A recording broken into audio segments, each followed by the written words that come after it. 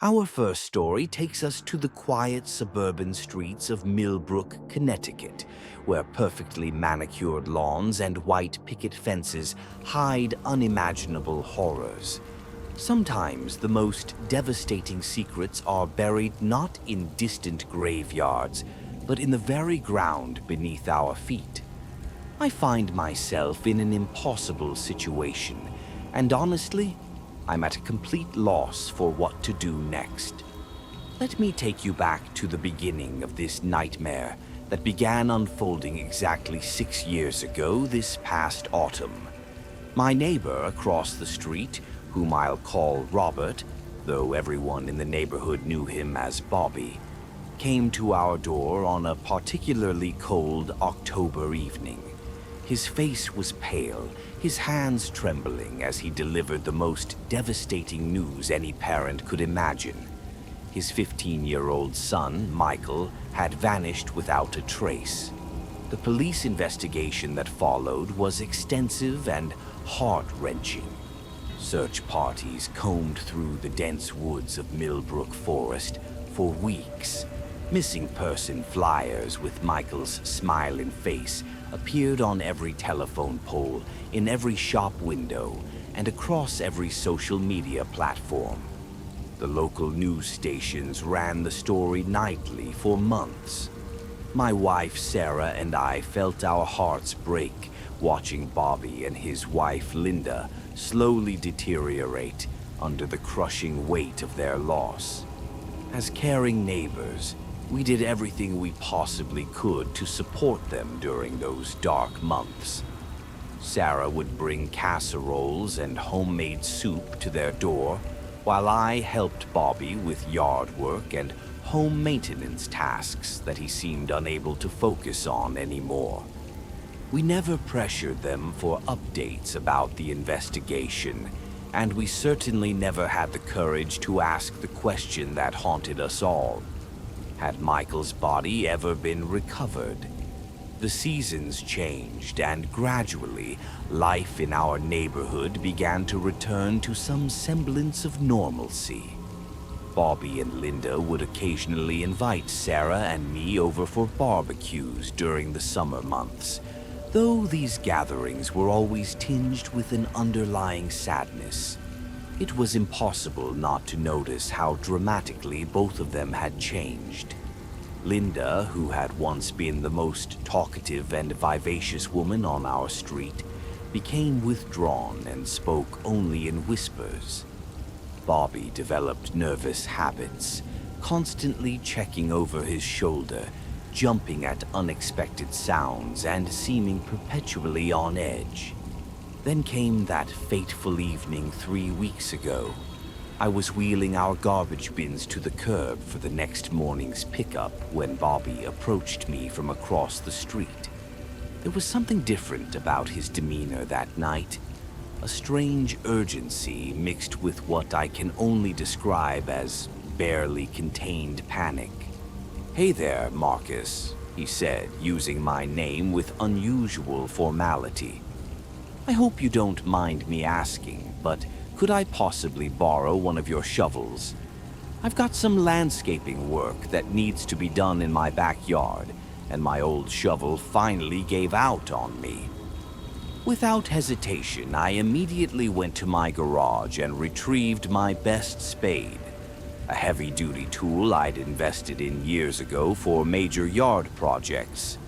Bobby thanked me profusely, promising to return it by the following evening, and mentioned something about needing to get this particular project completed before the weather turned completely cold. As I watched him disappear around the side of his house toward his backyard, something about the entire interaction felt off, though I couldn't quite put my finger on what it was. Perhaps it was the way his eyes kept darting around while we spoke, or how his hands shook slightly when he took the shovel from me. Later that evening, while I was in my home office on the second floor, working on some quarterly reports, I happened to glance out the window that provides a clear view into Bobby's backyard. What I saw there made me stop everything I was doing. Bobby was digging what appeared to be an enormous hole in the ground near the back corner of his property, close to the old oak tree that had been there for decades. Even from my elevated vantage point, I could see that he was struggling with the physical demands of the task. Bobby had just turned 58 last month, and the years of stress and grief had clearly taken their toll on his physical condition. Being a good neighbor, I decided to grab my backup shovel and offer to help him with whatever project he was working on. The moment I entered his backyard and called out his name, Bobby's reaction was nothing short of explosive. He dropped my shovel immediately, practically sprinted over to where I was standing, and began speaking in a frantic, almost desperate tone. No, Marcus, everything's fine. I've got this completely under control. Please, I really need you to leave right now. His voice was shaking, and there was a wild look in his eyes that I had never seen before.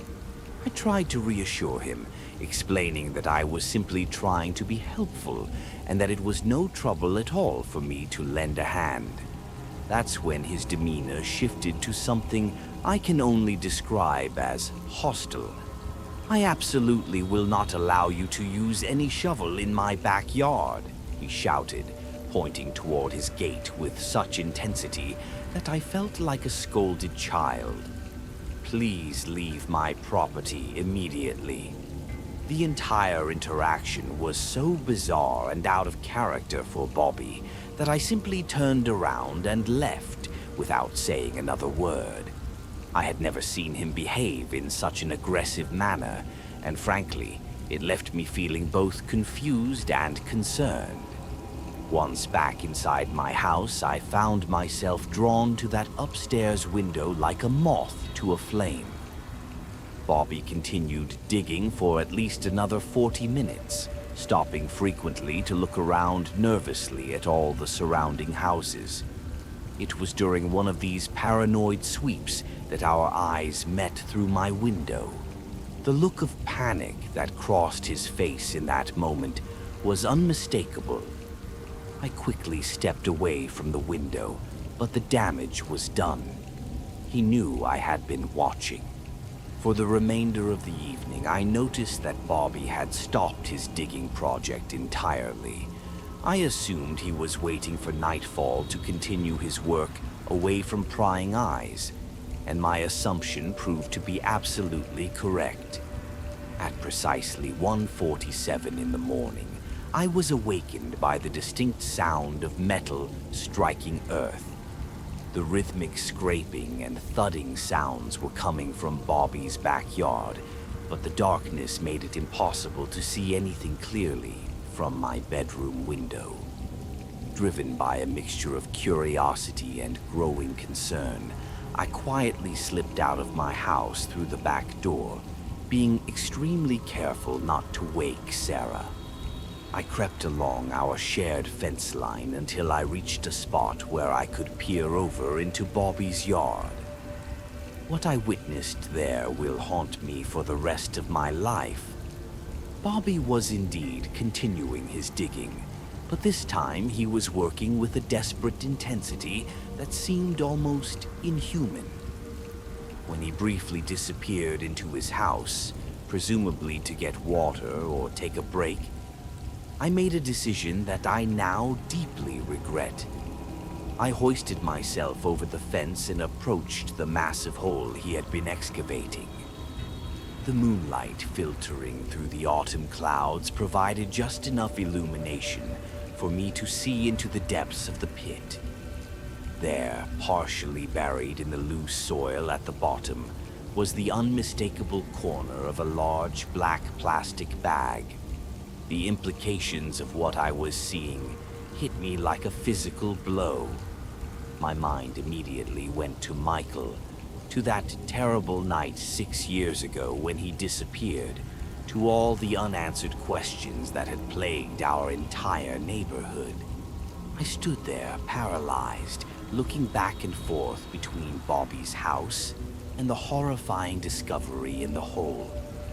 Part of me wanted to climb down and investigate further, but a stronger instinct screamed at me to get away from there immediately. Thank goodness I listened to that inner voice, because moments after I had climbed back over the fence and made it safely to my own yard, Bobby emerged from his house. But this time he wasn't carrying a shovel. Instead, he walked to the opposite side of his property and seemed to be loading something heavy into the back of his SUV.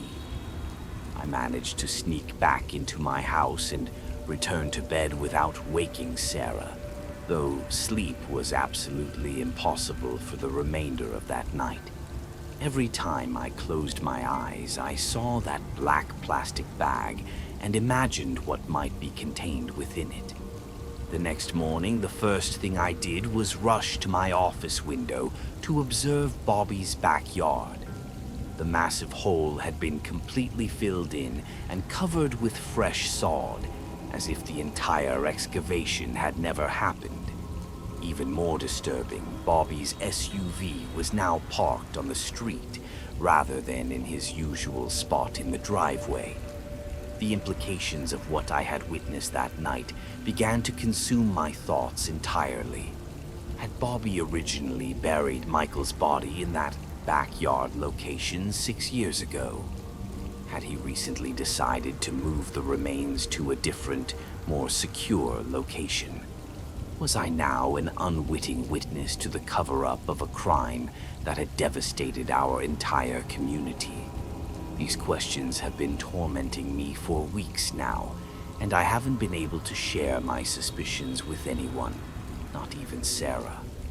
The weight of this possible knowledge feels overwhelming, and I genuinely don't know what my next steps should be. To make matters worse, Bobby never returned my shovel as he had promised. When I consider asking him about it, I realize that our entire relationship has fundamentally changed.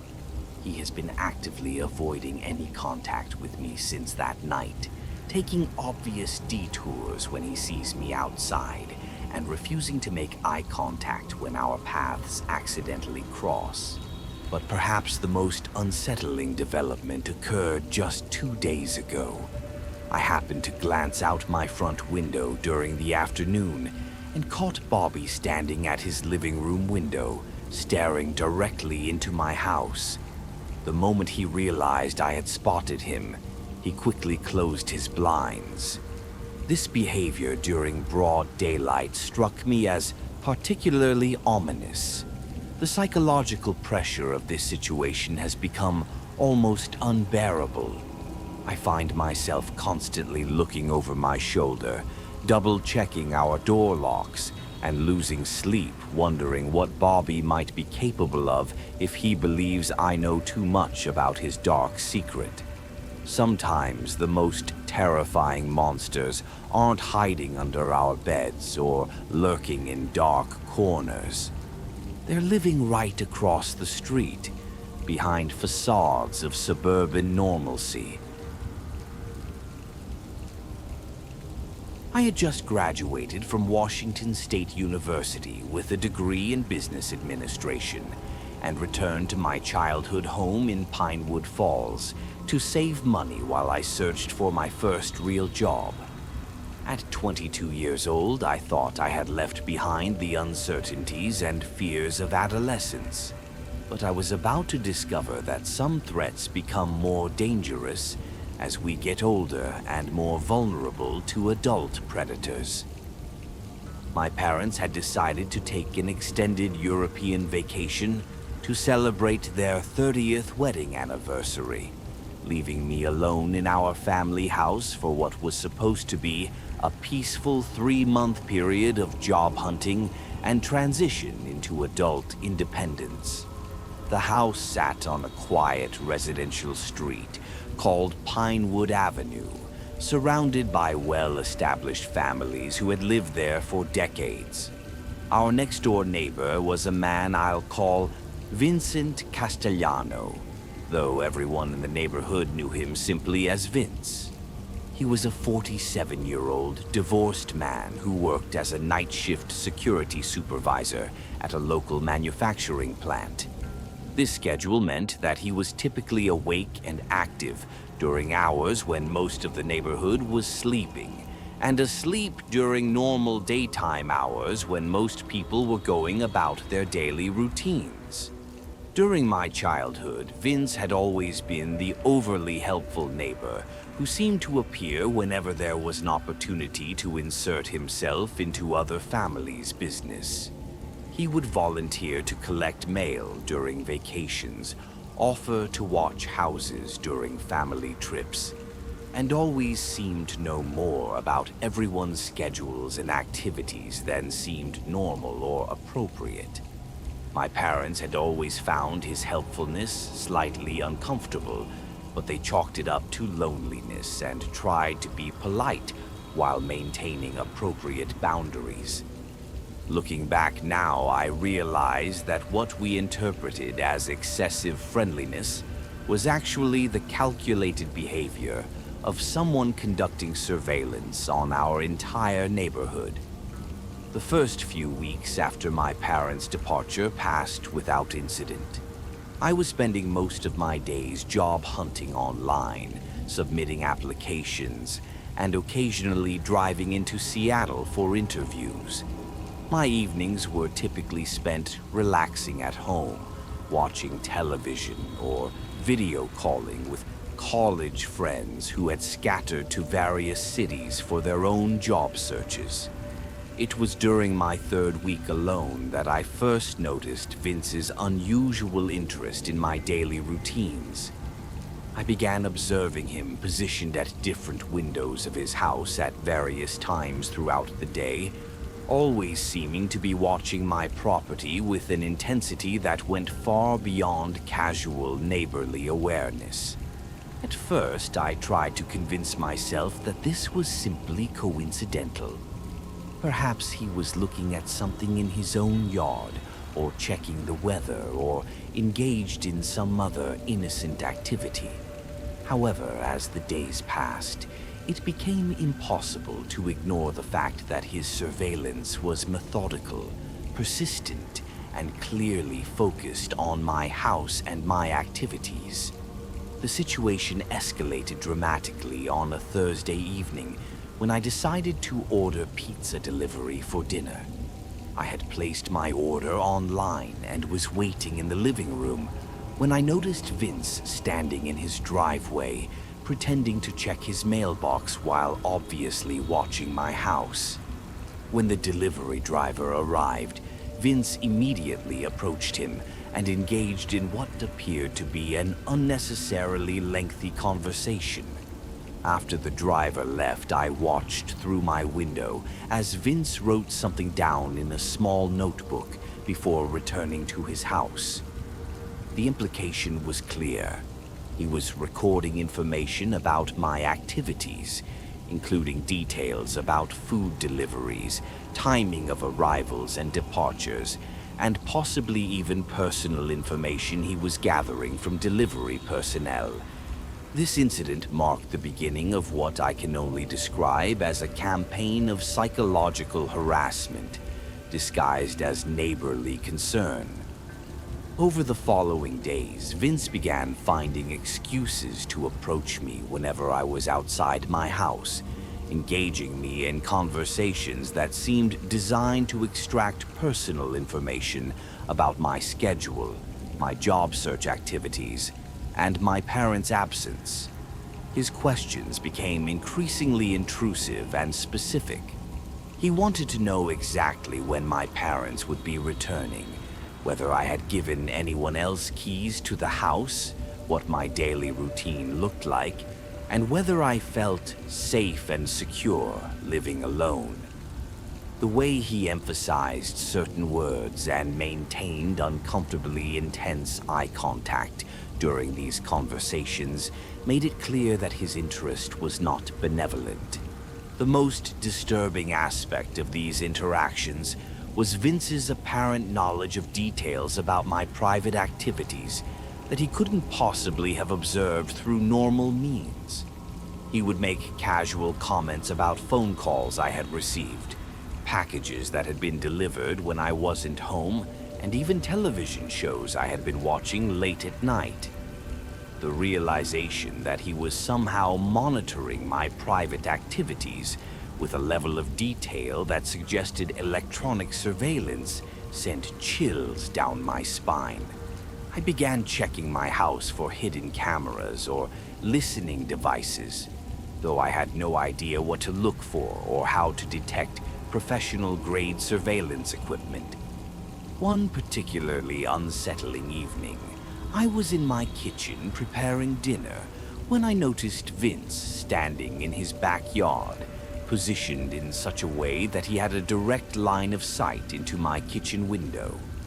He wasn't pretending to be doing yard work or engaging in any legitimate outdoor activity. He was simply standing there, watching me with undisguised intensity.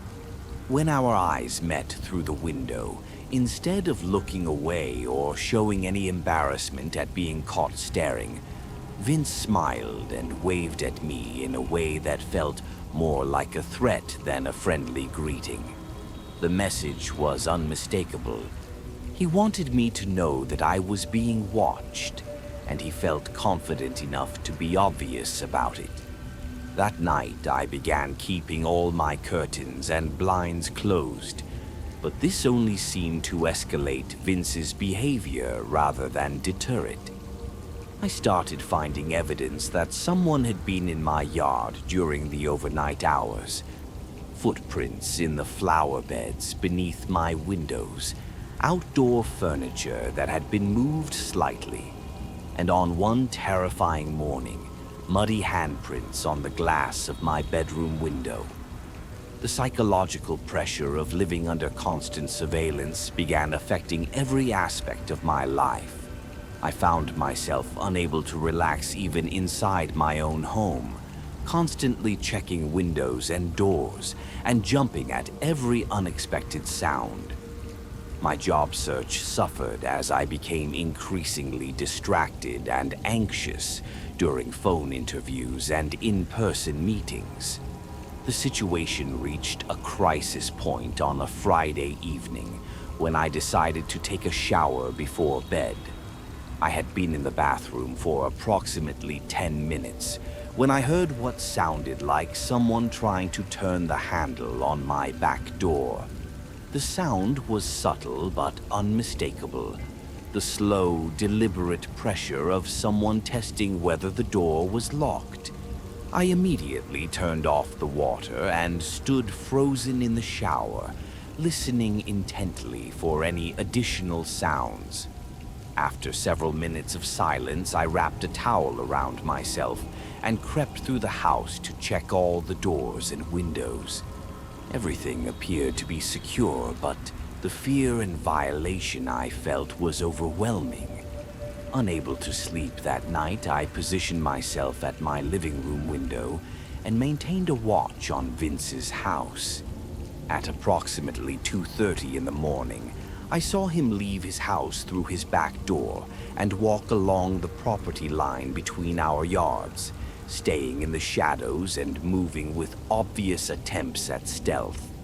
I watched in horror as he approached my house and spent several minutes examining my back door, checking windows, and even testing the lock on my garage. His behavior was that of someone conducting reconnaissance for a future break-in, and the realization that I was completely alone and vulnerable sent panic through my entire body. The next morning, I made the decision to call my parents in Europe and explain the situation. Initially, they were skeptical, suggesting that I might be overreacting to normal neighbor behavior, amplified by the stress of living alone for the first time. However, when I described the specific incidents and the escalating pattern of surveillance, they became genuinely concerned.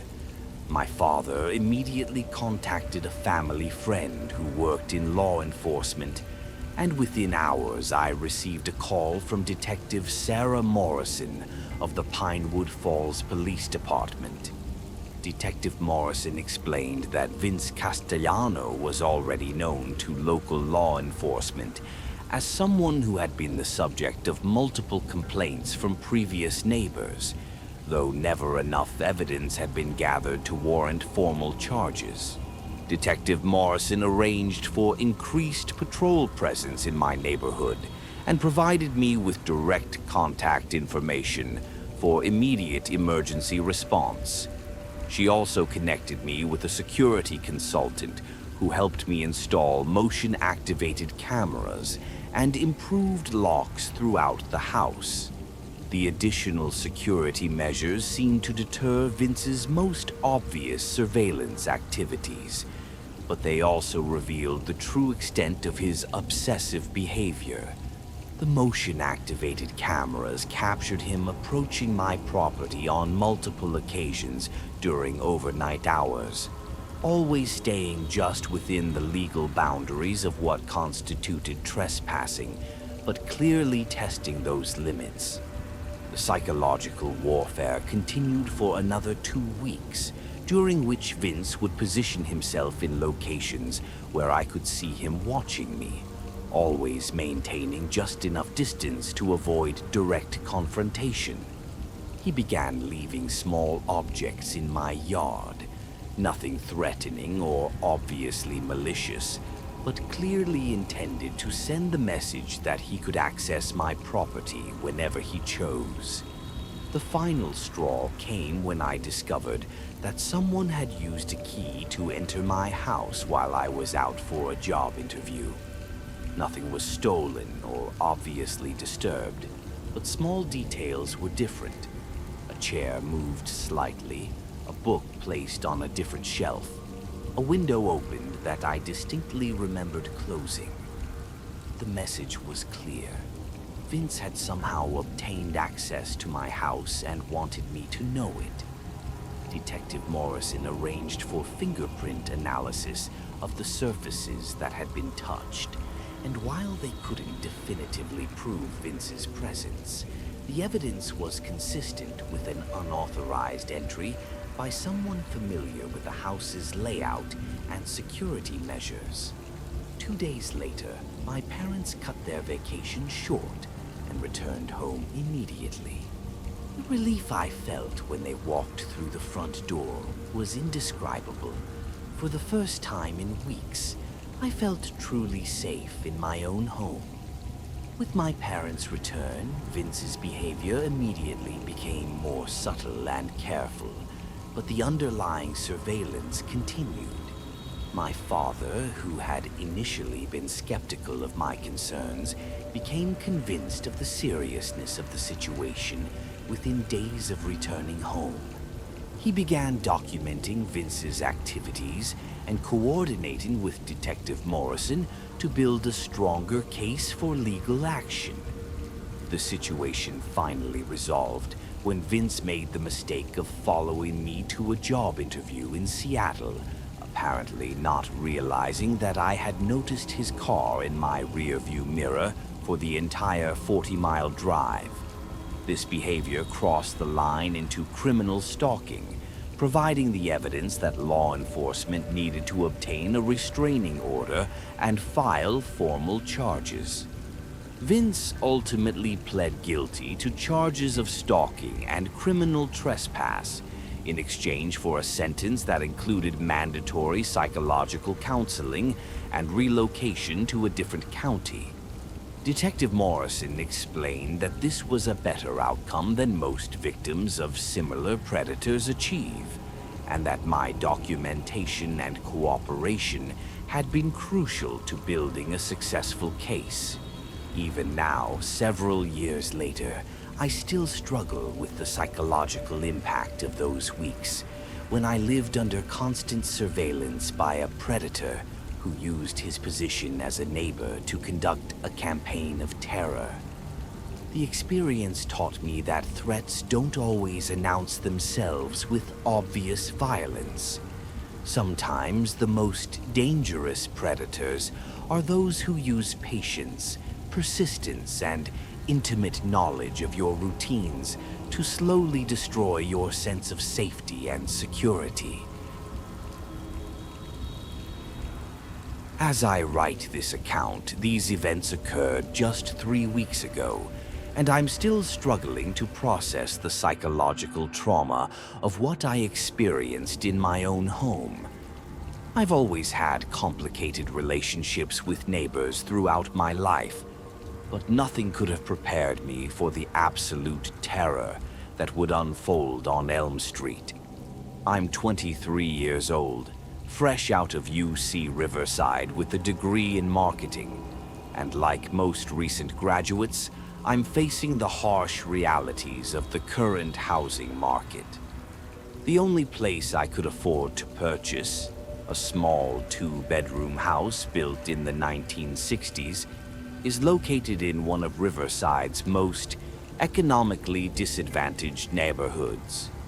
I knew when I signed the papers that I wouldn't be surrounded by the ideal neighbors, but I severely underestimated just how challenging this living situation would become. The house on my left is occupied by a group of college-aged individuals who seem to believe that every day is an appropriate time for a loud party.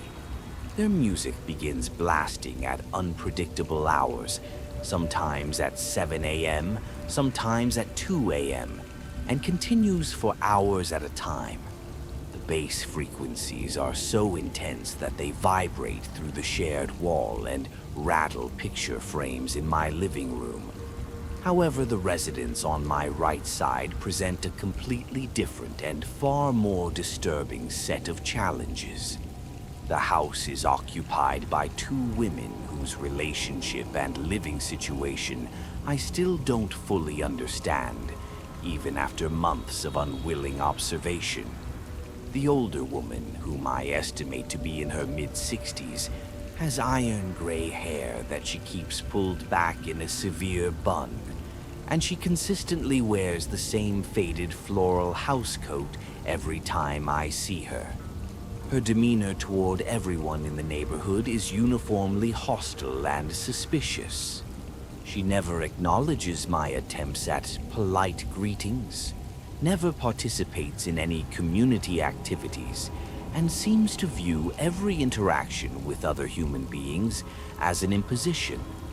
The younger woman presented a much more complex and deeply unsettling situation. She appeared to be in her 40s, but her behavior was intensely erratic and unpredictable. I witnessed numerous incidents where she would stand in her yard, crossing her arms tightly and rocking back and forth, while producing sounds that ranged from high-pitched screaming to furious, whispered muttering. The older woman's method of managing this involved physically restraining her and speaking in sharp, commanding tones that only seemed to escalate the tension and make the situation feel even more volatile. What makes these episodes particularly unsettling for me personally is that the younger woman frequently focuses her attention on my property during her outbursts. She'll point directly at my house, specifically at windows where I might be visible, while engaging in animated conversations with the older woman. Although I can't make out the specific words being spoken, the hostile body language and aggressive gesturing make it clear that I am somehow the subject of their discussions. These observations have led me to spend considerably less time on my front porch and in my front yard than I would prefer. The feeling of being watched and discussed by individuals whose mental stability is questionable has created a persistent sense of unease that affects my daily routines and overall quality of life. The situation that would transform my general discomfort into genuine terror began on what seemed like a completely ordinary Tuesday evening. I had an important client presentation scheduled for early the next morning, which meant I needed to be in bed by 10 p.m. to ensure adequate rest and mental sharpness for the meeting. Unfortunately, the noise levels coming from the house next door were significantly higher than usual that evening. The younger woman was in the midst of one of her most severe episodes that I had witnessed to date. Her screaming was continuous and seemed to be escalating in intensity rather than subsiding as it typically did. The older woman was shouting back at her with matching volume, creating a cacophony that made sleep absolutely impossible. After enduring this disturbance for more than an hour, I made the decision to approach their house and politely request that they lower the noise level. In retrospect, this was probably a serious error in judgment, but my exhaustion and frustration had overridden my better instincts. I walked across the small strip of dead grass that separated our properties and knocked firmly on their front door. The older woman answered after several minutes, opening the door only wide enough to reveal her face, while keeping her body positioned to block any view of the interior. "What the hell do you want?" she demanded, her tone immediately hostile and confrontational. I attempted to maintain a respectful and diplomatic approach, explaining that I had an important work commitment the following morning, and asking if they could possibly reduce the noise level so that I could get some sleep. Her response was to raise her eyebrows and tilt her head downward while staring at me with undisguised contempt, as if my very reasonable request was somehow offensive and inappropriate. Before I could say anything further, the younger woman appeared in the background, having apparently heard my voice from wherever she had been in the house. Her reaction was immediate and explosive. "How dare you?" she began screaming repeatedly, her voice reaching decibel levels that seemed impossible for a human throat to produce. "How dare you? How dare you?" The older woman immediately moved to physically restrain her, wrapping her arms around the younger woman's torso and pulling her away from the door. Without offering any explanation, apology, or acknowledgement of my request, she slammed the door shut with enough force to rattle the frame. I stood on their doorstep for several moments, completely bewildered by what had just transpired. I had approached them with a polite, reasonable request, and the response had been immediate hostility and what could only be described as unhinged behavior.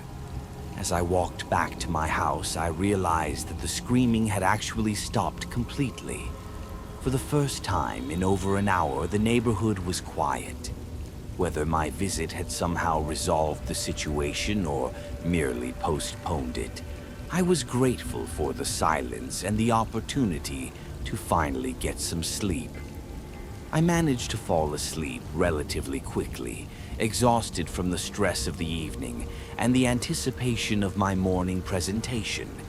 However, my rest was destined to be short-lived.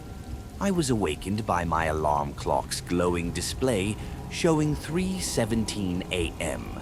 Initially, I felt relieved, thinking that I still had several hours of sleep remaining before I needed to wake up. However, as I settled back into my pillow, I became aware of subtle sounds coming from somewhere in the lower level of my house. The sounds were difficult to identify, soft creaking noises that could have been the house settling, or perhaps small animals moving around outside. I got out of bed and walked to my bedroom door, listening carefully for several minutes. When the sounds didn't repeat, I convinced myself that I had been imagining things and returned to bed. 23 minutes later, according to my clock, I was awakened again. This time I was certain that the sounds were not my imagination, and they were definitely originating from inside my house rather than outside. I reached for my cell phone to use as a flashlight, but once I had it in my hand, I hesitated to turn on the light. Some instinct was warning me that illuminating myself might not be the safest course of action until I understood what was happening.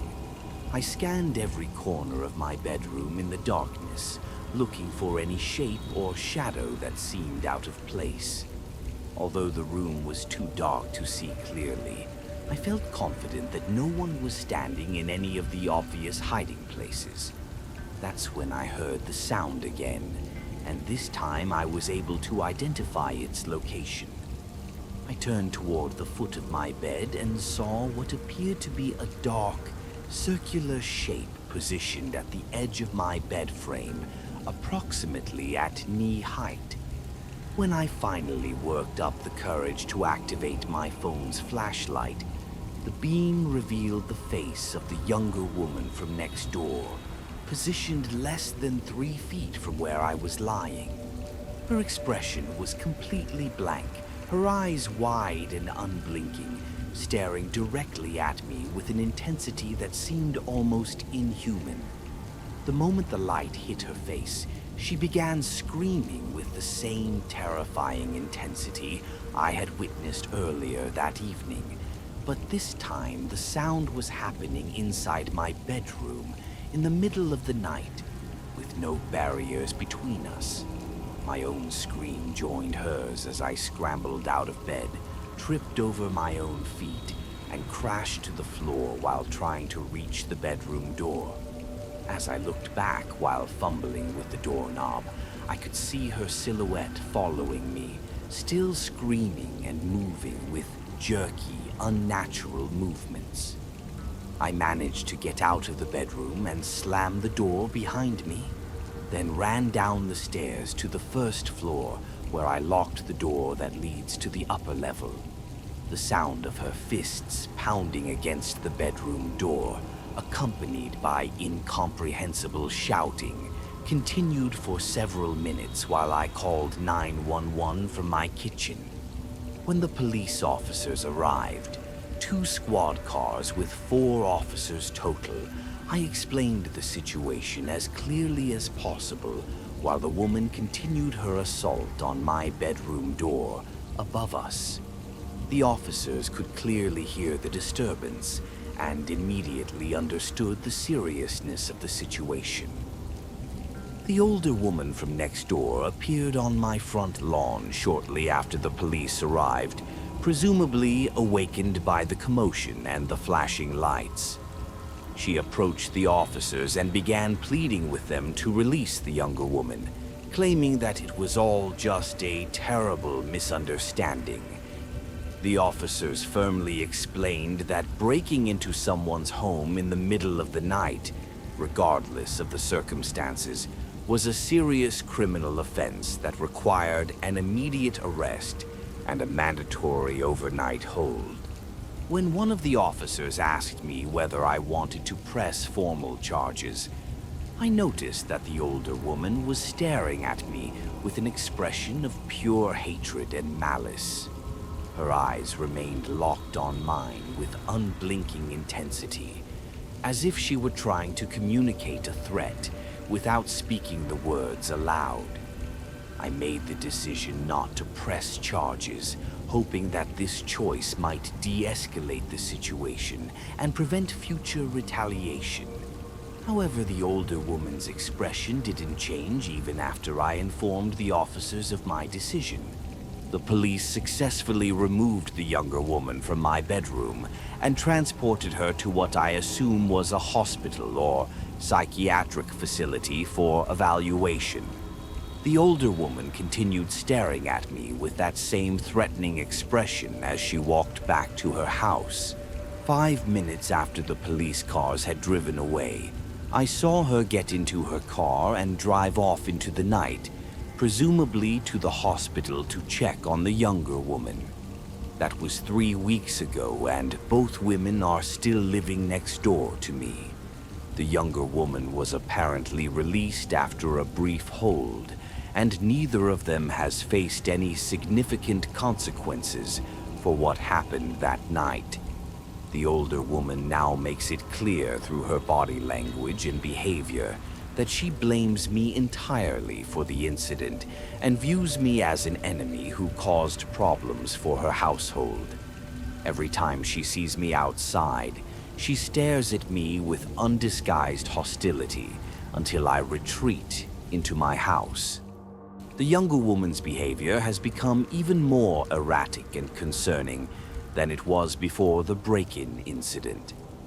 She spends hours standing at various windows of their house, staring at my property and occasionally pointing at my doors and windows while engaging in animated conversations with herself. I've installed additional locks on all my doors and windows, and I've been researching home security systems and considering the purchase of security cameras. However, the psychological impact of knowing that unstable individuals are living just 20 feet away from where I sleep has been devastating to my peace of mind and overall quality of life. I'm seriously considering breaking my lease and moving to a different neighborhood, even though the financial consequences would be severe for someone in my economic situation. The alternative, continuing to live next door to people who have already demonstrated their willingness and ability to invade my home, seems even worse than the financial hardship of relocating. The most disturbing aspect of this entire situation is the realization that the systems we depend on to protect us are often powerless until it's too late. The police can respond to a break-in, but they cannot force a deeply unstable and hostile neighbor to move away. What terrifies me most is the knowledge that this nightmare isn't over, and it could happen to anyone, in any neighborhood, at any time. As I continue to live in this state of perpetual unease, checking my locks and jumping at every shadow, I can't help but wonder how many other people are trapped in similar situations, afraid to sleep peacefully in their own homes because of the unpredictable dangers lurking just next door.